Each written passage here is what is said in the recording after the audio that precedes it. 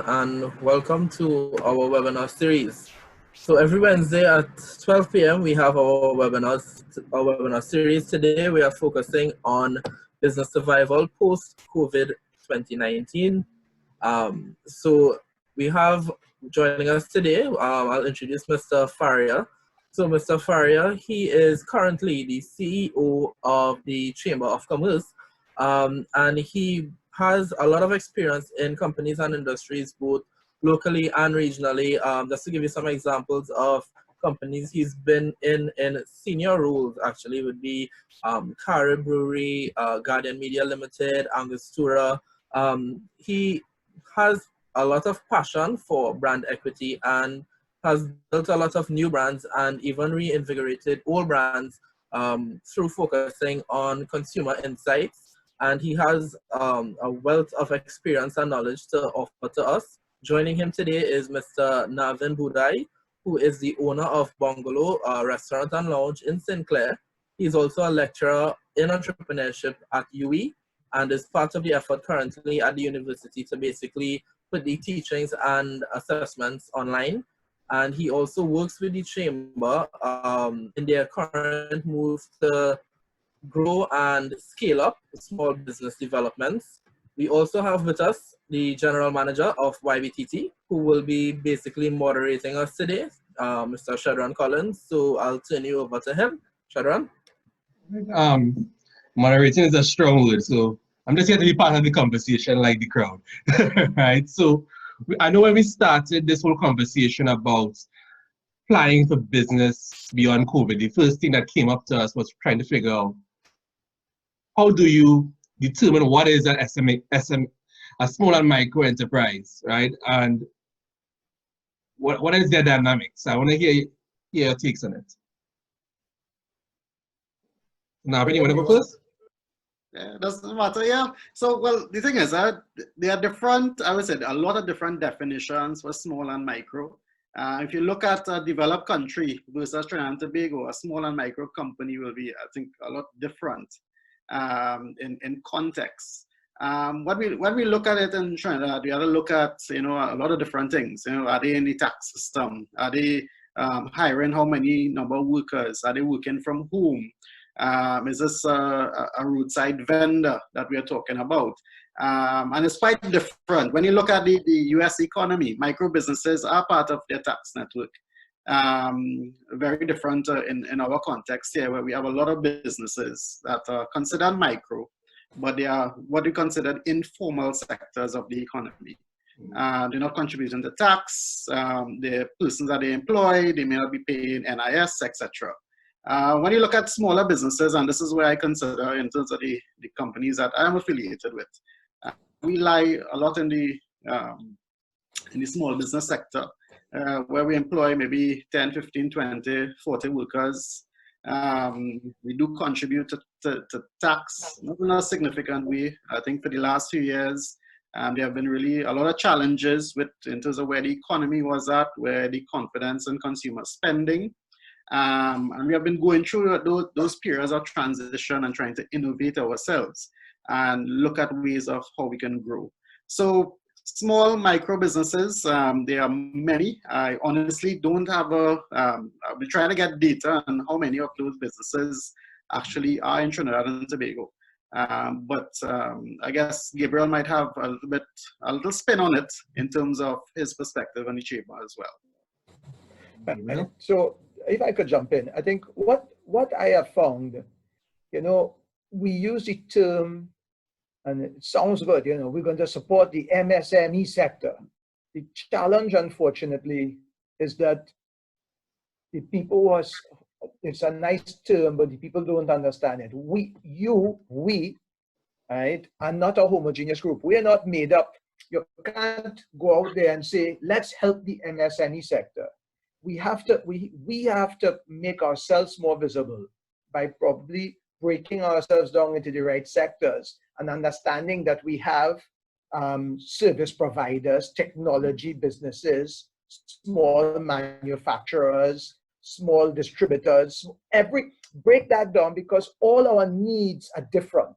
And I have met I've worked a lot with people in the technology end of the MSME sector, and their needs are different also. And the chamber launched something earlier this year called Chamber Scale Up. And the reason we launched it is we recognize that these people, each of us who are starting a new business, has different competencies. Some of us have amazing technological skills, amazing creative skills, but there are gaps. In Jamaica, they actually have a model where when you enter that network, you are partnered with a mentor that provides you with wider skill sets, be that finance, logistics, human resources. You know, there was an example about the guy who founded Uber. I don't know if you ever heard about him. Amazing guy. He built this multi-billion-dollar business, but he was a horrible manager. He was a horrible leader, but he was so creative. And this is what when you are a MSME or you are a business, wherever you are in the world, the biggest strength you bring is knowing what you don't know. And then when you really become strong is when you surround yourselves with people who know what you don't know and can support you. So what is an MSME? It's too broad a category. Let's zero in on that and let's make it easier for people to support us. And if you had to, let's say, talk about the challenges in particular that the businesses are facing now, what would you highlight? And what do they expect to come in the near future? So part of the challenge is because we are viewed as this homogeneous group, people don't know how to help us. And I'm using us as this group here, right? I'm using us as this group here. How can you help me? And as Navin said, I'm really informal. My funding is through my family. Maybe my wife has a job and she's supporting me. I may have 2 cousins working with me and I may be making product. I don't have any loans. I don't pay taxes. I don't pay NIS. So how can a formal infrastructure, be it the ministry of whatever, or be it the chamber, or be it whoever, how can we support this unit when it's invisible? Yeah. Yep. And Shedron, when we look at the genesis of a lot of these small and micro businesses, they start off with either mom and pop helping them out. They take in their savings, having worked 10, 15 years and say, okay, now maybe I'm retrenched or I'm just looking at more opportunities in business. So I'm going to invest my time, my effort and all my savings. When you look at even from where they may hire persons who, their cousins, their brothers, their sisters, to start up this small enterprise, to work and develop and grow their businesses. So therefore, as Gabriel, it's very unique. Each of these micro enterprises themselves are very unique. I'm now looking at Paul's response here online. He is doing visa applications for clients who wish to visit countries. That's a great small business, a micro business. But if no one is traveling, how is he going to be impacted? How is he going to utilize that skill set that he has, the technology that he has to create something new and unique? And I think that's where we have to now position, whether you're small, medium, or large, we have to now look at creative ways in terms of looking at the pain points of the consumers that we have been serving to create new opportunities. And that is easy to say. It's difficult to do, but I think with the right mindset and institutions like YBTT, the Chamber Scale Up Program, the Business Insights Group, etc., I think we have some ways to go, but we can do it. If I might, I just realized that role could be now to fill out the relief grants for people. That could be the next aspect of the business. He could be promoting that I can help you fill out your grants and get your information from NIS. And I mean, I'm just thinking aloud. Yeah. But that sounds like what he could do next. Let's go ahead. Sorry. So I think we're talking about support organizations supporting young entrepreneurs. But from our experience and from contacting our young entrepreneurs, their businesses are in 3 categories. One, in terms of they're seeing a boom, right? Especially for those who are doing deliveries and agriculture. They're seeing a spike and it's so much that they can't even handle it. And then on the other end, you have businesses that are in hibernation. They're just trying to wait things out. And at the further end, there are businesses that need to close, right? Because they can't operate anymore, right? So what advice would you give a leader in the last two categories of running their business? My business is now closed or my business is in hibernation mode. How do I plan a way forward? How do I go through that rethinking process that Navin just introduced? Okay, I guess I can start with some of that. Now, I have a restaurant. We and my wife has a clothing store. You know, we run these businesses together.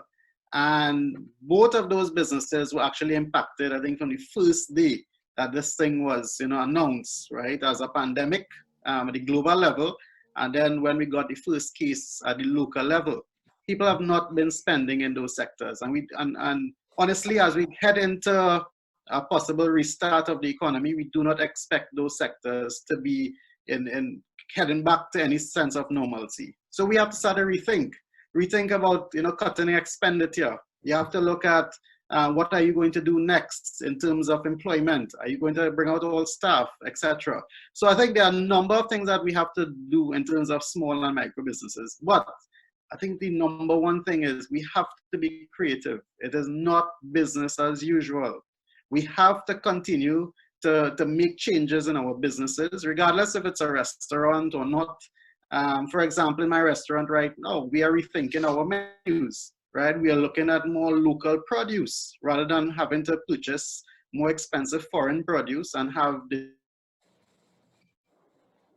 have to rethink your business, and that rethinking is what a lot of small businesses that, you know, are in hibernation mode, as you said, or those that, you know, currently they're not sure what next. I think they have to use this period to rethink their businesses. And as we go on into the interview later on, you know, we could discuss some of Gabriel? You know, any business lives on a consumer. Many times we enter businesses because we are passionate about something. But taking Navin's point, if you don't understand your consumer, if you're not going to satisfy a consumer's pain point, your chances of success, you know, are very slim. In today's environment, there are businesses that have to rethink their model. They have to rethink their operating model. And I want you to know that Trinidad, unfortunately, is one of the places where we don't accept failure. In other words, when a business fails, you know, it's, oh, your business has failed. But failure is part of the course. Failure makes you stronger, it makes you better. And at the end of the day, you're going to go into a business, and your business might have been a catering business, which is now closed. And you need to rethink your operating model, or you need to go into hibernation.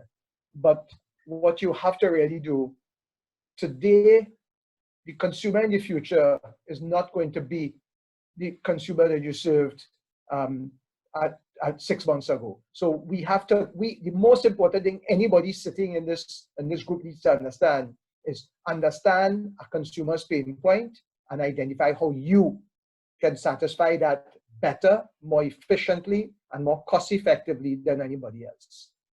So I know do you want to bring in your slide around this time talking about the consumers and understanding their pain points? Because it's a great moment to bring in that right now. So folks, while we bring up the slide, if you have any questions that you want to address the panel, feel free to message them in the inbox. You can send it to Jonathan directly, or you can send it in the main chat, and we will address those questions as we go along. So this is called a brand positioning framework. And this is the essence of brands, from brand essence to brand personality. What is the benefit you provide? What are the reasons your consumer should believe in your brand? What key consumer insight are you satisfying? So right now, hygiene might be a consumer insight. Not wanting to leave your home might be a consumer insight. Then who are your competitors?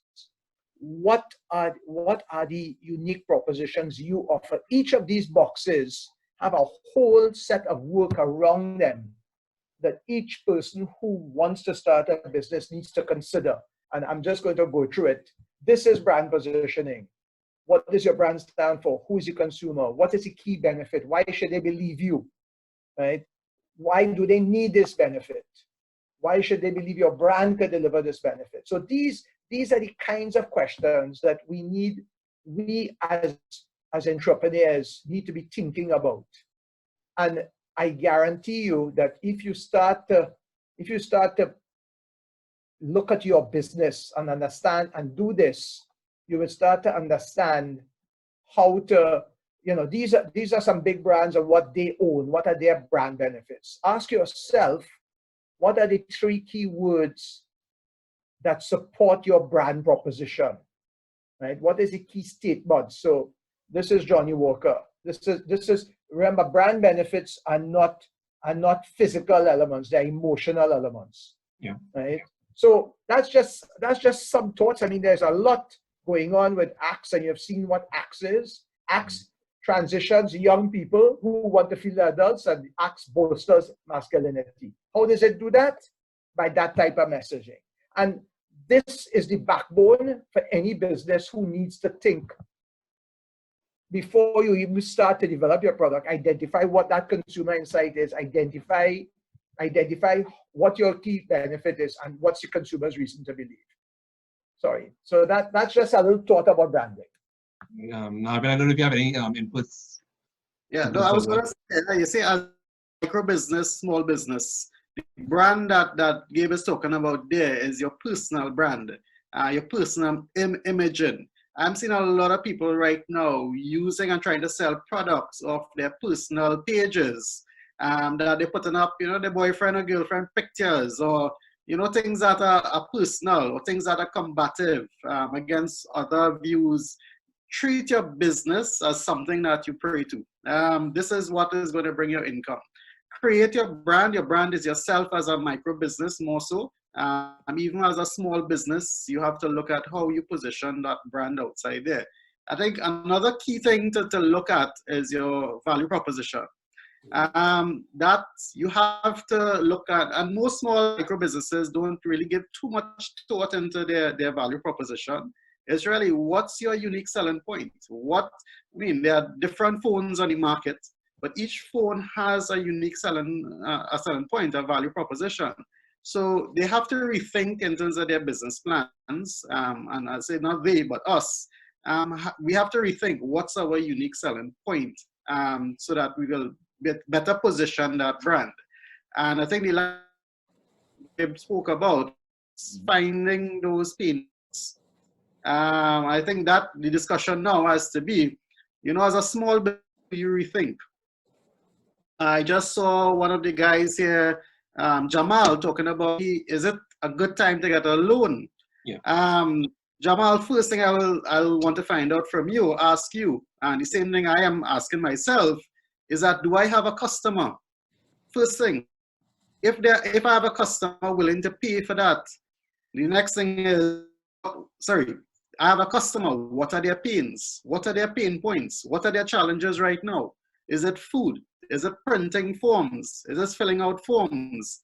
Is there a real need for that product you said coming from China, right? So you have to find out what their pains are, because the customers right now, they don't know what their needs are. So if you ask a customer directly, Gabe, what do you need? He will say, well, I'm not sure. You need food. Okay, what food? Is it curry? Is it stew? Is it chicken, KFC, doubles?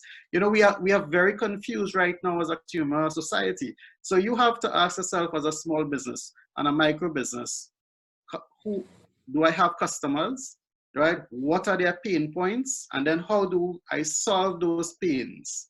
Because, that's the challenge now. How do you get to those pain points? And again, we're going to discuss a little bit more of that as we get into the discussion. I know someone once told me the best trick in business is answering questions where they aren't in the actual questions, right? So how do you give value when persons don't really know what do they want? So I'm going back to that. So you're bringing your products from China, as Jamal indicated, and he's trying to figure out when is the right time for me to actually get funding, and it's going through that process of Should I hold my business or should I go full steam ahead? What are some of the questions that be running around your mind right now as an entrepreneur? To solve, should I keep going forward or should I pull back my business? Well, so if I might, I don't know if I could jump in here. Mm-hmm. One of the challenges you have is what differentiates you? What's the consumer? You know, I talked a little bit about a reason to believe. Okay, I want to import from China, but what makes me unique? What gives me a reason for the consumer to believe I'm the person they should be buying from? Because everybody can import to China. In today's economy, importation is not the best business to base a small business on. Absolutely. It's not the number one. Not that there's not a need for imports, don't get me wrong, but accessing foreign exchange, large companies are catching their skin to access foreign exchange. As a small guy, trying to get foreign exchange now is difficult. But, you know, I saw a young man started growing lettuce in Trinidad, right?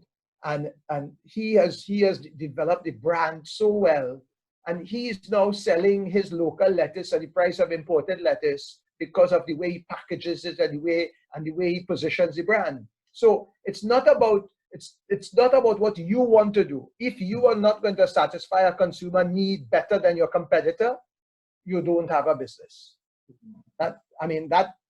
Unfortunately, a very simplistic perspective is the way you have to think. And I guess once you go to a bank, the question not only becomes what product or service you're selling, but what value are you adding, right, to the consumer. Now, I don't know if you have any take on that situation. Well, we have to look, we ask businesses, some micro, some medium as well.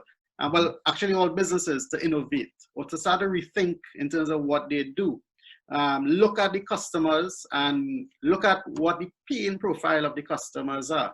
Not, I would say, yes, there are gains, what they're trying to gain from businesses such as yours, but also what pains can we relieve, because there's going to be a lot of pains.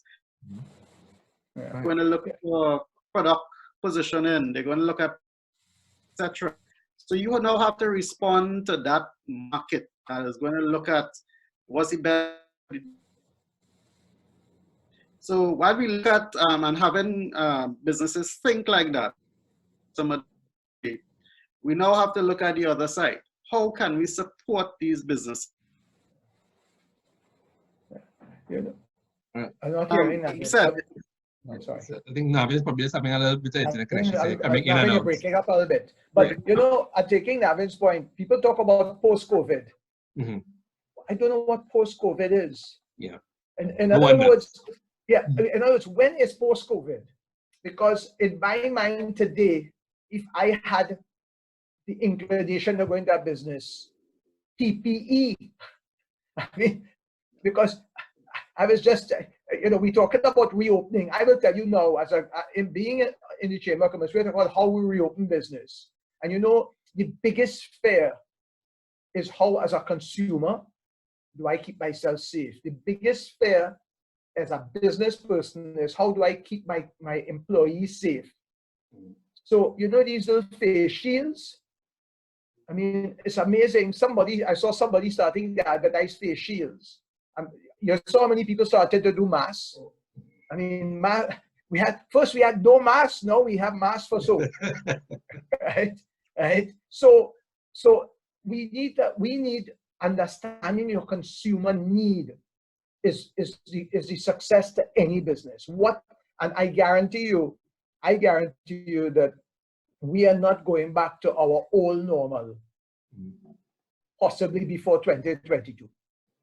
I am fairly confident the whole of 2020 we will live our lives in this COVID environment. In other words, post-COVID is nowhere before 2021. I don't know what Navin or you guys think, but that's where my mind is. My mind is we are COVID world for the rest of this year, and everything we do should satisfy me as a consumer, or as a consumer, how I can help you, how I can deal with your pain points. Sorry. And I think it's understanding that post-COVID doesn't mean a return to the norm, right? Not to the old norm. It doesn't mean a return to the norm. It'll be a whole entire new norm for us to go through. So I think, Natima was asking the question of, is it suitable right now to start a business, launch a business, or should we wait? It's a great time to start a business if you can satisfy a consumer need. Exactly. Remember this way, people are delivering, the amount of people that are delivering fruits and vegetables to people's homes now, because if people don't want to go out. If you can get your fruits and vegetables at a good price, if you can make sure that you have a mechanism to get money collection easily, allow people to direct payment to your bank, right? So there's always a time to open a business. What it is choose the right business by identifying your consumers' pain points and your value proposition that makes your brand the best choice. Navin, want to bring in? Yeah, you heard me better now? Yeah. Yeah. Right. No, I think those are the key points right now. We're drilling home and saying the same thing over and over because it's really, really important. You have to rethink your business. In fact, I think a lot of persons are going to go into small business and micro businesses because of the fact that they don't have jobs. Correct. Right? I have seen many persons who have not used a sewing machine in years, using a sewing machine to make a mask. And now those masks, whether it be $10, $20, you get an opportunity, one, to do something productive, but two, you're able to attract and get some income. I had the first mask I saw was someone used some old pillowcases, washed and everything, and they were doing that at home, experimenting. And then she said, wait, I have a skill, so I'm now going to use that skill to do something else. So one, I think if you are going to go into business, find a customer, find their needs, right? Respond to their needs, and don't try to remain with one customer. You have one customer, get two the next day. Keep supporting that business, expanding your customer base. It's going to be a tough time. It's going to be very competitive. Have a lot more doublesmen outside there, Gabe. It's the challenge is going to be everybody's going to be thinking the same way. For you to survive in this environment and post-COVID, at least for the rest of this year, is to look at one or two ways that you are going to make a difference in your business in terms of responding to the customer needs. We talk about masks, and when I first wanted to look at masks, I couldn't find masks. All of a sudden, now, there are probably 50 people making masks. So where's the opportunity? The opportunity is to differentiate your mask. Maybe your mask has a sleeve that you change a filter in. Maybe your mask has a protective plastic coating or a plastic sheet over it. Maybe your mask, people complaining, my wife told me the mask is too big for her. Maybe it's something that you have a tighten or slacken. So how do you identify, again, we go, and as Navin says, we're saying the same thing. How do you satisfy consumer pain points? And somebody just talked about cold pressed juices, boost your immune system. I mean, that's a great business, but it's about using, of course, you have to be careful how you say it, but you can defeat COVID-19 when you get to your, what my biggest problem with COVID-19 is now? I'm afraid not about getting COVID-19, but I'm afraid that if I get COVID-19, I have to go Kora. So because everywhere else in the world, when you get COVID-19, they test you and they say self-isolate, right? But the consumer has so how do we show people with juices or whatever help to boost the immune system? Because so that's a great product, but what's the brand proposition? How you're selling it?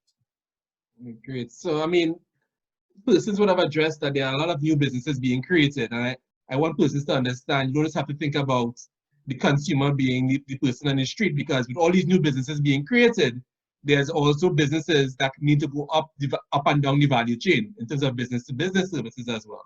So if you want to create a website that you house all the persons selling masks, that could be an opportunity there for business. So we want to address back, I think somebody asked the question of what does private sector and what does the government need to implement to get our economy back on track, to get these small businesses started? You have any suggestions? how do we see it getting back on track? Yeah, but what support needs to be out there, right? We talked about providing loans. Is that the only kind of support that we need for small businesses to go forward from now? I think loans, money is sometimes not what's required. So in other words, money is you could give people money, but if they don't have the right framework, the right idea, the right route to market. So that in my mind, money is a one component. I actually believe one of the things that when I first met Navin probably 3 years ago was providing the mentorship to small businesses, providing somewhere, which is what you guys are doing, where you can help these people to go through a little rigor where they could identify the unique proposition, the unique selling proposition, the value proposition, the consumer insights are satisfying. That's more important than money to start. Right? So for small businesses, it's really to create an ecosystem that gives them the opportunity to learn from people who have walked the walk, right? That could give them some guidance and give them some guidance as to how to do things. Because borrowing money it's worse when you have to pay back a loan. So getting a loan is not a good thing because it means you have debt. Right? So I think what we really need is to create an ecosystem that supports these people here, you know, and what they want to do. Because I'm seeing all these messages about things that people are doing, and I think they're great ideas, but they just need a more thought through. Yep. Navin? Yeah. If I could follow on that, I think any business survives based on one thing, and that's confidence. It's confidence on the economy level. And then when you don't have that confidence in the economy, it comes to the confidence in the supplier, right? And that where Gabe spoke about the brand, right? So one, you have to have that confidence. And anything that government and private sector can do to improve that confidence, whether it be a local content policy, or by local campaigns, etc. All those things inspire confidence, and I think we at the small micro business level need that support. Gabe spoke about the ecosystem, and I think that is something that we really need to pay a lot of attention to. Shedron, we have been in many discussions in this sector of entrepreneurial development, trying to create a harmonized system, right? Is it going to be ministry-led? Is it going to be led by the institutions? Why can't we coexist and look at different incubators in different things? And there's need now to invest some monies. And Gabe, you're on a committee with the a subcommittee of the committee post-recovery. I think it's good for us to look at how can we invest in these incubators, give some seed funding, grow their physical space, grow their virtual space to support businesses. Because as you rightly said, most times, while I was at UTT, we would have, I would say, graduated over 80 businesses, and not one we ever provided a loan to. It was not a loan facility. It was a facility where you can come, bring your talent, because we had a lot of talent at the University of Trinidad and Tobago, fashion, film, music, animation, etc. And how do you convert that talent into a sustainable business? So bring your talent, bring, your whatever it is, just work with them as an incubator, as a mentor, in terms of turning that passion into something that is more sustainable. When I had referred to Puerto Rico in an article I did in one of the chamber magazines. And post Hurricane Maria hitting Puerto Rico and basically damaging all of infrastructure they had, they invested in one major and critical thing, and that was in small and micro business support. And also at the bigger institutions and corporations, they also supported through a research grant facility to give big institutions, big corporations, the opportunity to have some form of capital that they could put into their research funding. But they had Parallel 18. Remember, I had visited that about 2 years ago, and Parallel 18 supported social entrepreneurs. Gabe spoke about it earlier. Persons right now in Trinidad and Tobago do not have access to those forms to fill out for grants. How many persons do not have access to a printer? They have never had an email address that they can forward it online. Those are what we call social type entrepreneurs, helping for a social need, but in that way you can get income. We also have in terms of persons wanting food and then to give hampers, for example. In Hurricane Maria in Puerto Rico, they had business coming up. The ones that versus the one that can supply. Simple even accounts. We have an issue soon with housing. And we could use, in fact, the whole Maslow's hierarchical system to show that those are the basic needs and where businesses can be supported by self-ownership.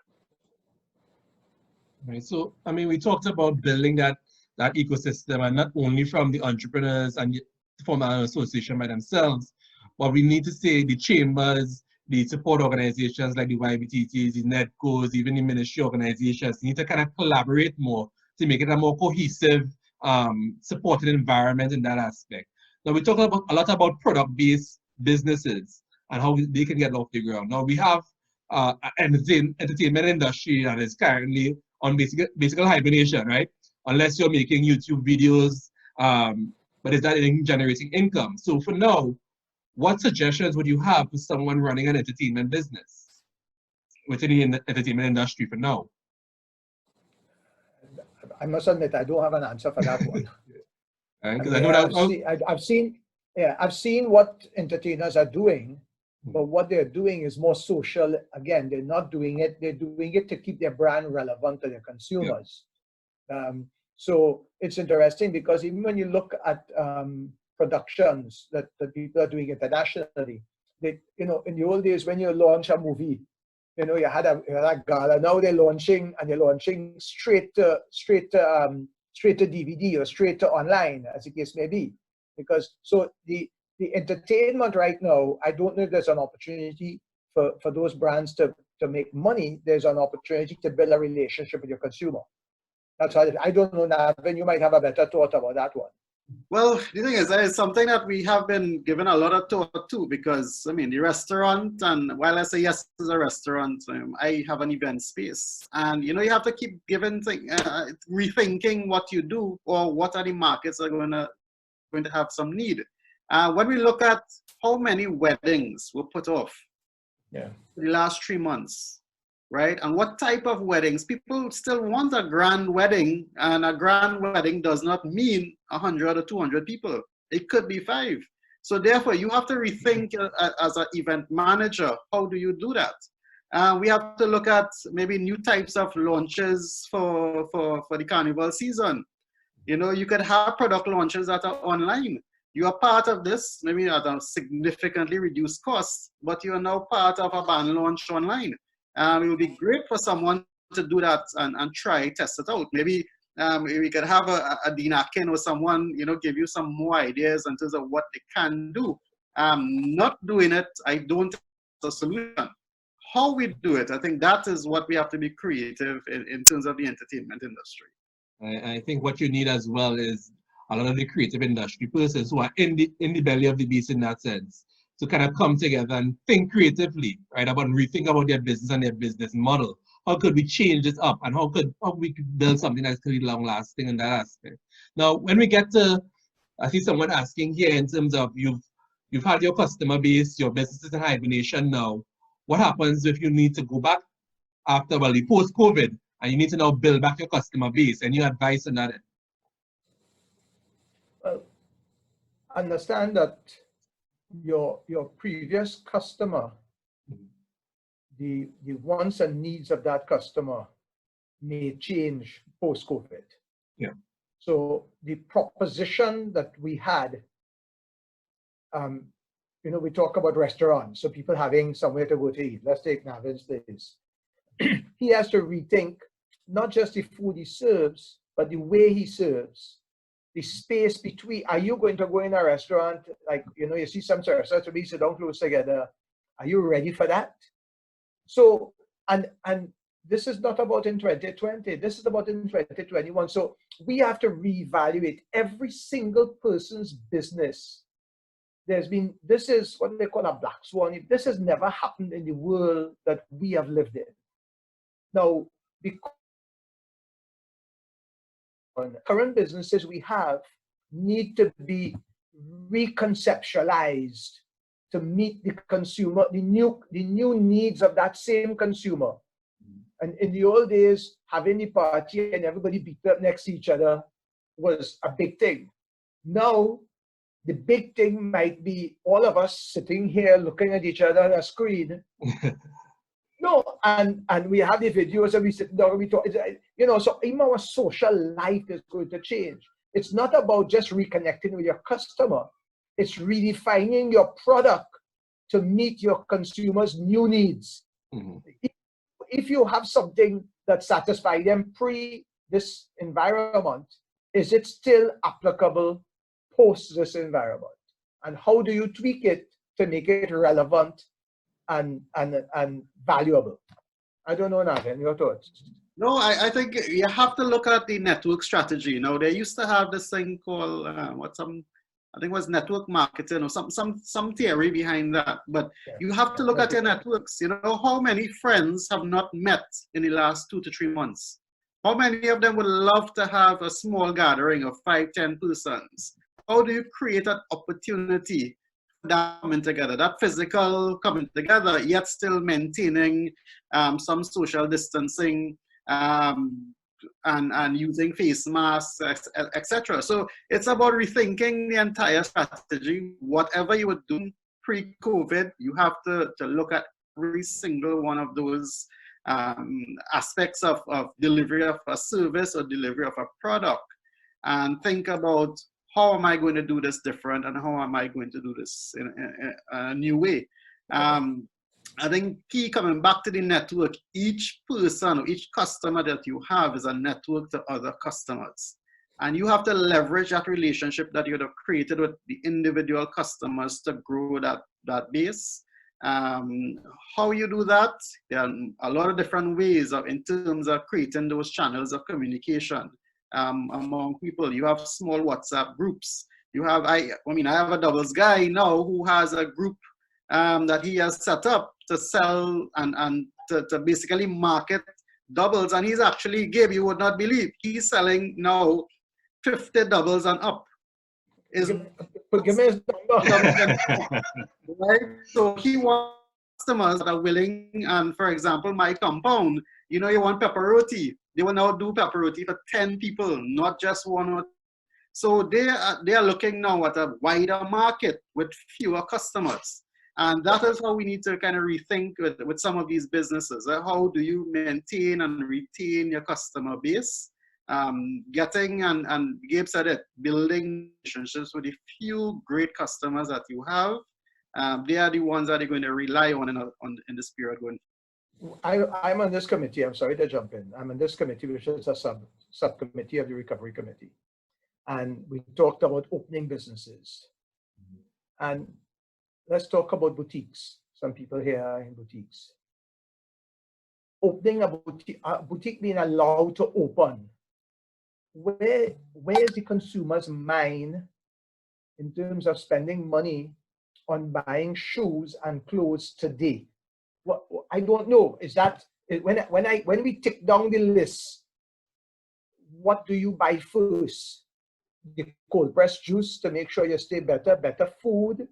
That, you know, our restaurants going to be relevant. Sorry, Navin, our restaurants going to be as relevant as they were pre-COVID. Are people going to do more smaller group of entertaining at their home, and you provide catering and delivery, and you go to someone's home and set it up?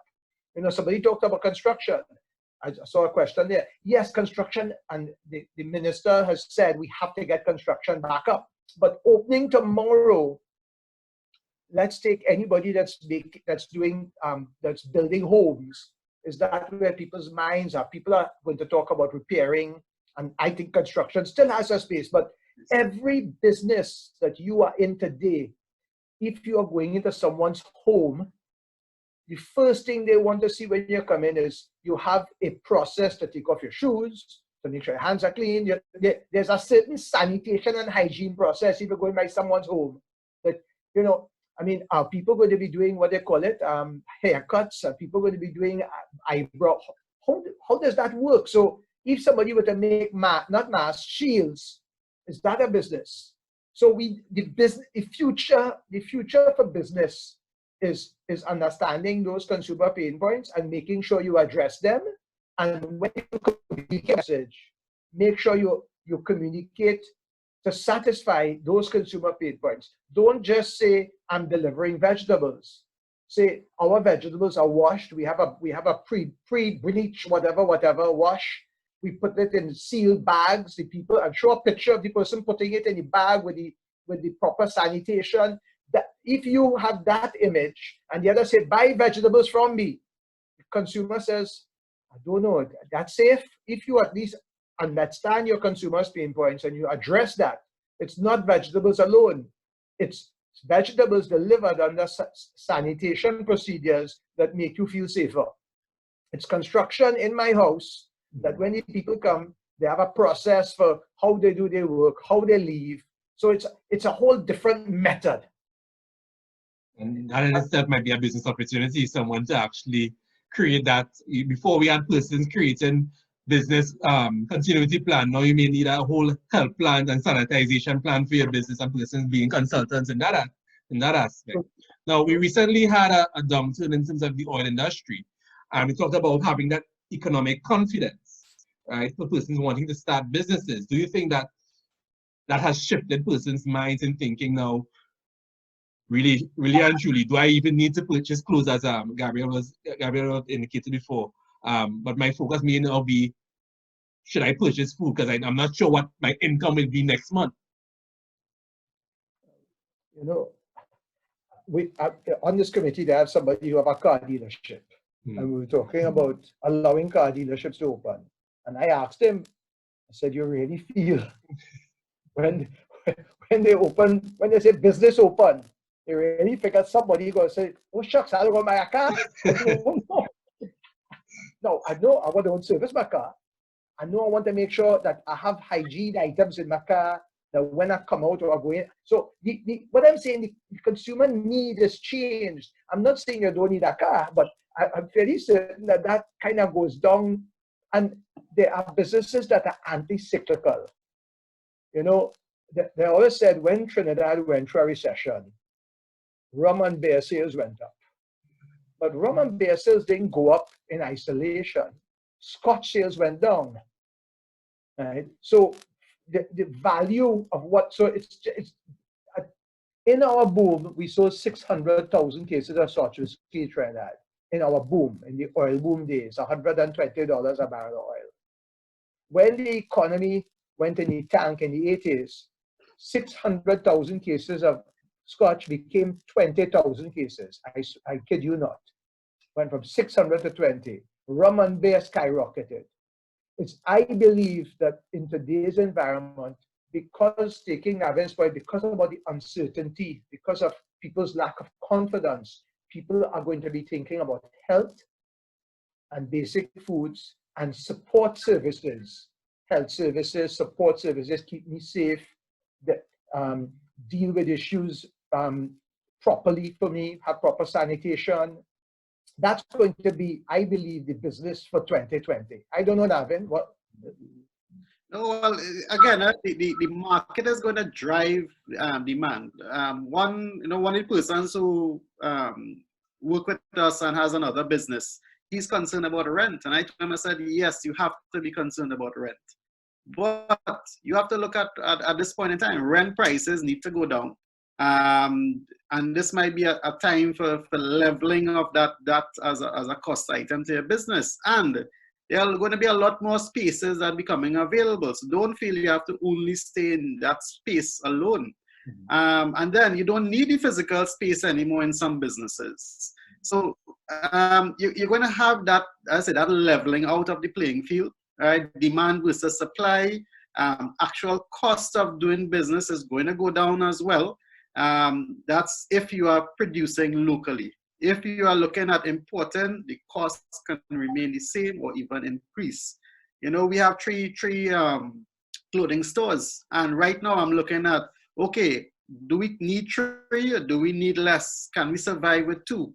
Because you're trying to sell out goods quicker with 3 stores, but then you have to buy goods on the global market that's going to be either at a higher price or the cost of foreign exchange, etc. So demand and supply is going to be, I would say, one of the enablers for doing business in these times.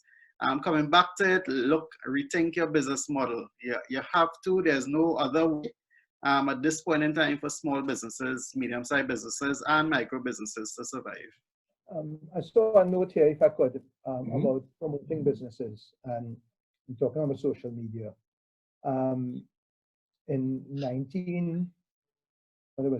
can't remember when it was now, probably 15 years ago, I was running Guardian Media, and we created Slam, a radio station. And I had come from an environment where websites, and somebody talked about websites, everybody went to somebody's website. And then the world changed, and people said, but I am not going to go to a website, I'm going to stick on Facebook Live. At the end of the day, social media is still the easiest way. Social and digital media is still the easiest way to reach people. The reality is that it's not, if you use social media as broadcast media, you will fail. And young people, I'm an old man, so I'm not supposed to know better. But the most important thing with using social media is consumer engagement. I've seen so many brands use social media as broadcast media to talk about themselves. Whereas what people need to understand in social media is it's not about selling your clothes, it's about talking how to make yourself look good in the environment. It's about being fit, it's about everything else. Clothes is part of the discussion. You have to be considered a thought leader in that space for people to want to reach out to you. So social media is still the best mechanism. The reason why people are not reaching out to you on social media is because you are not engaging them. That is, I firmly believe that. I firmly believe the issue is not the medium. The issue is the message.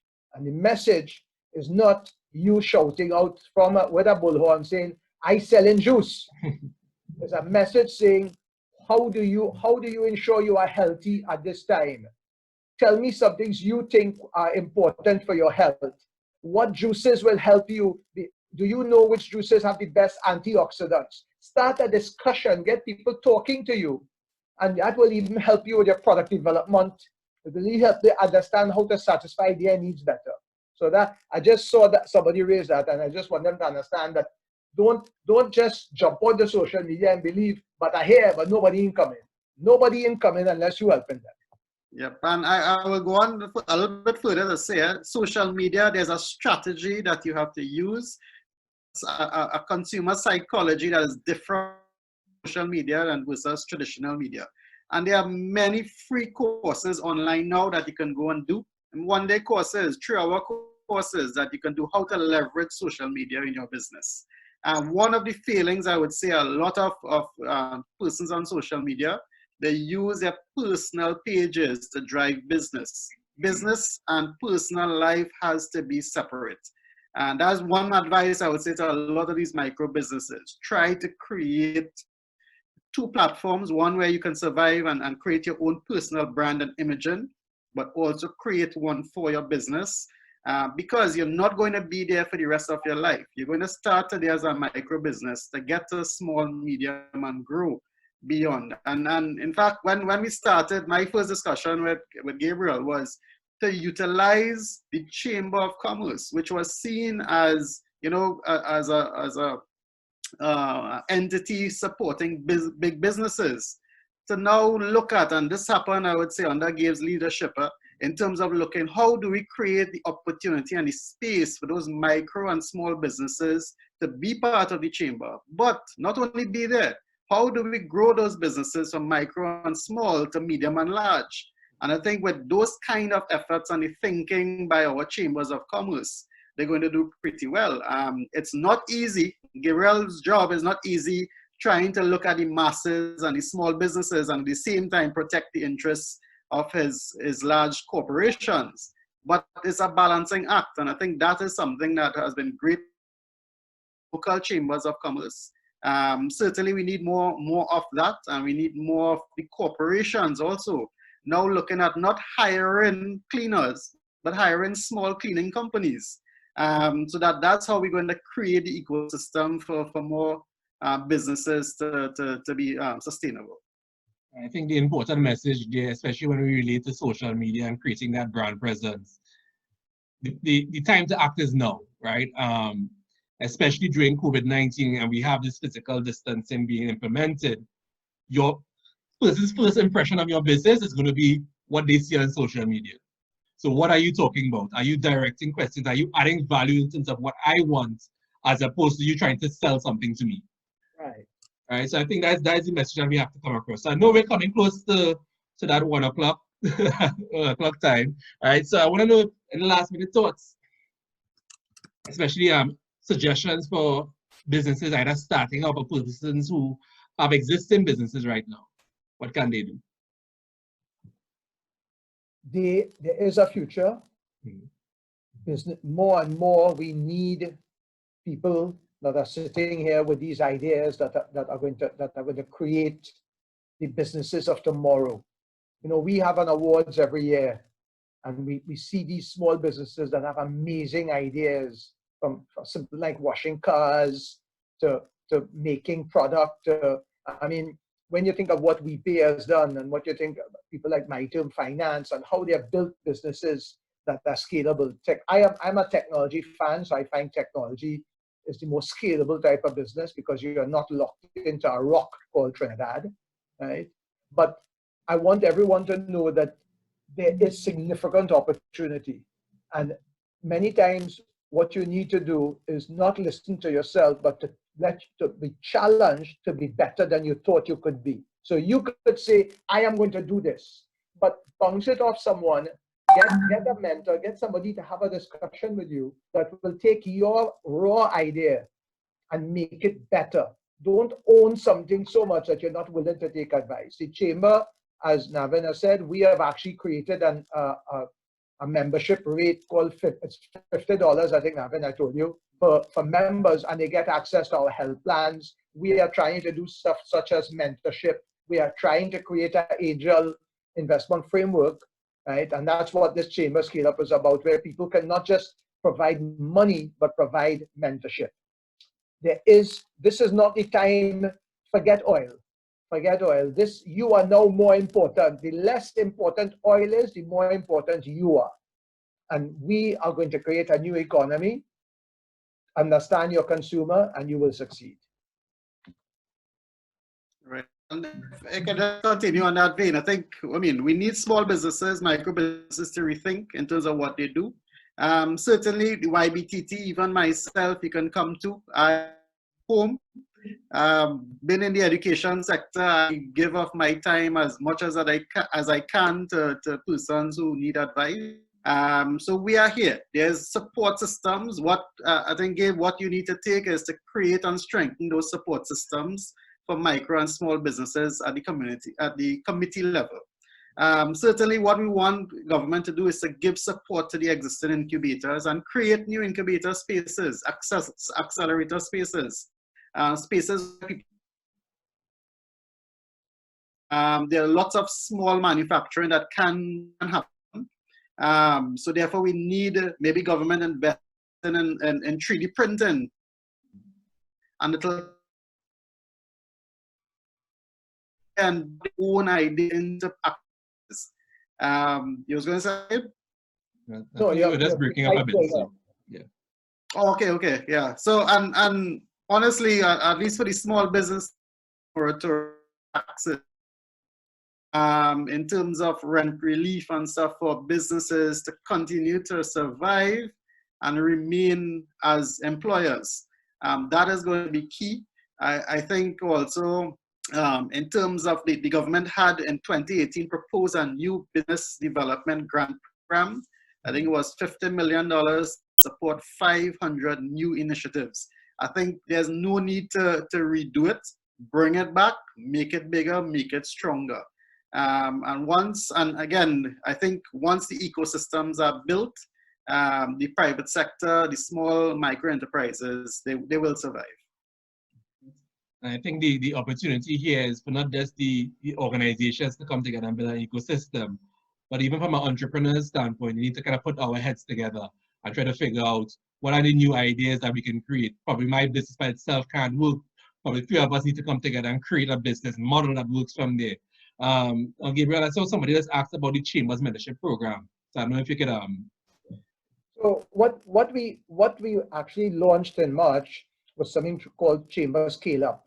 And the plan really was to do a session in November of this year, where we will bring together all of the Shelf Live Wire programs, you all, people from different, and start figuring out how we could leverage the power of people like myself. I'm a retired executive. I worked in different industries, and can I help some businesses by providing mentorship, by having these discussions. So it's something that we are going to roll out. What we have right now is this associate membership program, which is $50 a year. To be a member of the chamber, it could anywhere between $2,000 and $13,000. That's regular companies. But I actually started this with Navin 3 years ago to allow small businesses, as I said, to get access to what's called our Business Insight series. So we did a session. We're doing a session, believe it or not, tomorrow on rebooting post-COVID-19, talking about bankruptcy protection. Now, you might say, about bankruptcy protection, but no, it's something that people need to think about. Companies in the US have operated under Chapter 11 for 5 years. It's how you protect your assets so you can continue. So those types of things, we will keep, YBTT will keep you posted now that we have the connection, Shedron, and let's see how we can make sure we communicate this to your group. All right, great. So, I mean, folks, thank you for listening. I think probably we're going to go off one chat again for another 23 hours. If this is getting some advice. So folks, thank you for joining us. We try to have this every 12 to 1 o'clock on Wednesdays. Next week, what we're going to do is transition to our youth business Caribbean colleagues. So we're going to actually have someone either from Dominic or St. Lucia actually leading the webinars from there. So keep posted and we'll let you all know more. Thank you for joining us. Thank you very much. Thank you, guys.